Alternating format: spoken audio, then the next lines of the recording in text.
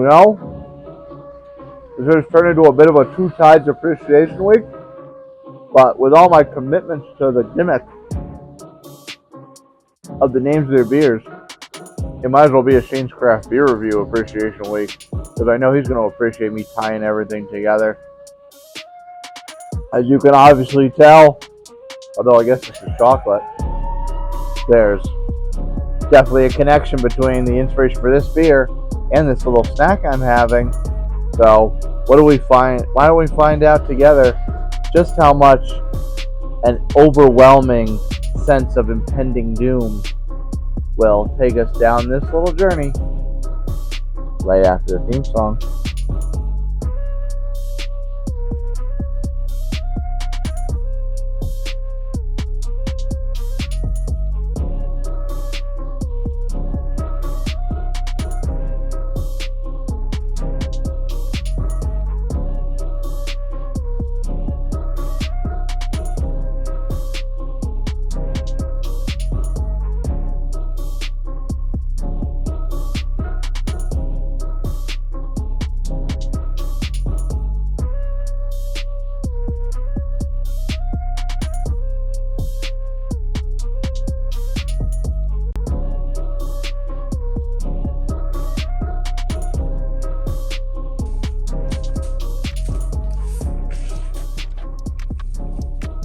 Oh, hey!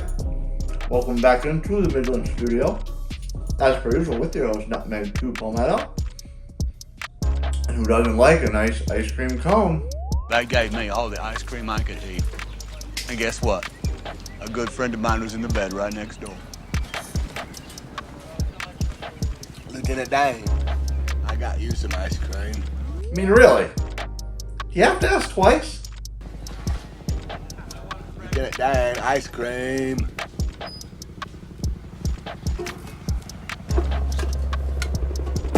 Yeah, you know what? Some people are just forever unappreciative. Speaking of large pejoratives, we'll divert away from Lieutenant Dan because, you know, he doesn't want all that ice cream. And go over another extremely large pejorative. Overwhelming, as in an overwhelming sense of impending doom. A name so long out of Two Tides, you almost might think it's a burial beer. And as you can tell from the can, it is obviously inspired by the very famous drumstick ice cream cones. On the can, what do we got? Imperial Stout with waffle cones, vanilla, cocoa nibs, and peanuts. It is, of course, as you saw a few days ago, also in a small 8-ounce pony can, which, as I learned from Liz, she and her husband James own Two Tides. They put these high gravity stouts in these smaller cans because they're a lot more approachable and digestible, because it is 10% ABV. Illustration by Alexandra Hall, I believe, if I'm not mistaken. She did the can art on Face the Facts as well.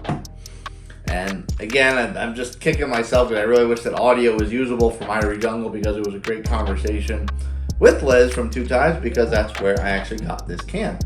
Everyone was set up. I walked up. She recognized me right away. I had asked for a glass of this and said, "Hey, do you want one?" I'm like, "Here." I'm like, "Thank you." No argument there. Anyway, on Untapped, it's a relatively low amount of check-ins, 282 total, 269 unique, of which 245 are ranked, and it is, get this, a very, very, very respectable global ranking of 4.27. It does check in at a very solid and even 10% alcohol volume. Anyone else experiencing an overwhelming sense of impending doom? No? Just us? Okay.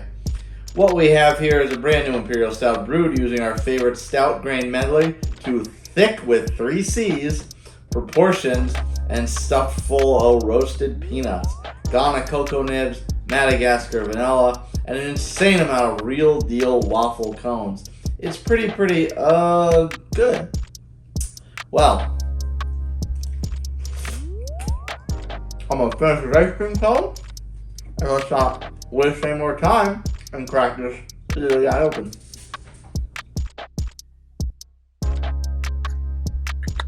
Wow! Oh my goodness!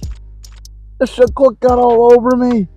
Now that's an overwhelming sense of impending doom. Oh man, it's so messy. That is just looks like straight motor oil. Look at that cascade. Let's head inside because it's hot. So I think there should be at least a little bit left here. As much in that as possible. We'll do the old Ridgeopolis for the baby. I'll throw a card up because I'm pretty sure Ridge has gotten his hands on a couple of food tides in the past. So I'll go and search for them. I'm pretty sure I can think of at least one. Now the head's not hanging around too much on right now, but you noticed outside the head did hang around and did have a nice cascade. And right now it's significantly less than a finger. So it's not hanging around now, but the head did hang around a lot more than the one on Face the Facts, interestingly enough.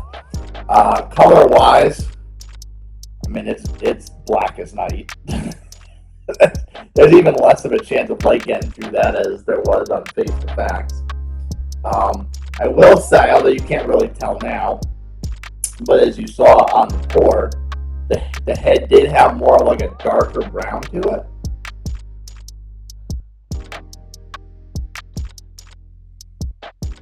You know what's funny? It must be the Madagascar Vanilla. Because the first thing I smelled, and maybe just because I, ate an ice cream cone. First thing I smelled was a healthy essence of ice cream.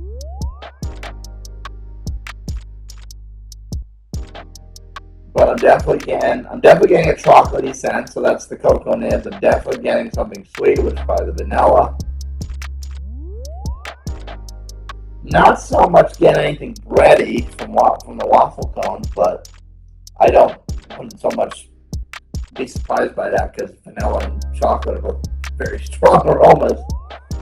So, in any event, let's not waste more time. Take a sip.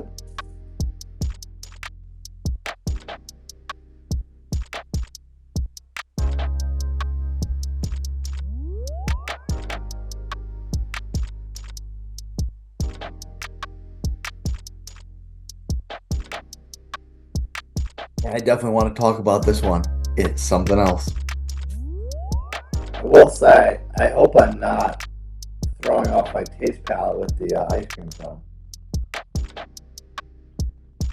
I don't think I am, though.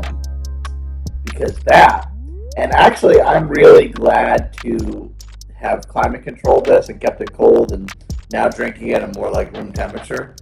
Because the first time I had this was at Irish Jungle, and we were outside in 95, 90, well, actually, I don't know if it was quite 95, 96. It was late April. So, it was in Florida, in Miami, or Doral, technically. It was certainly hot. I don't think it had gone to 95, but it was definitely hitting or slightly over 90, so it was up there.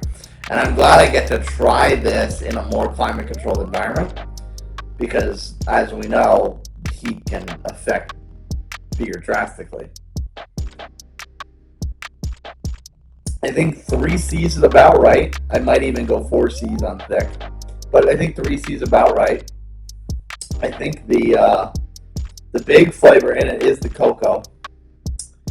There is a very dark, well, I don't want to say dark chocolate. It's not bitter. There is a bittering to it, but it doesn't taste bitter. It's definitely closer to dark chocolate than milk chocolate. But that flavor is very, very strong. Definitely the prominent flavor. The aftertaste is almost a little breadier waffly. That could just be the waffle cone that I just ate. But I'm definitely getting something of that. And I'm not so much getting the sweetness on the flavor that I did on the aroma. So if you're someone that's sensitive to sweet beers, this is probably a good one for you because you get all the feelings that you would from the aroma from the sweetness, but it really doesn't come through and punch you in the teeth on the flavor. The flavor is really just dense, thick, chocolatey flavor with a little bit of a bittering, almost ice cream cone type of aftertaste. Exceptional as always from Two Tides.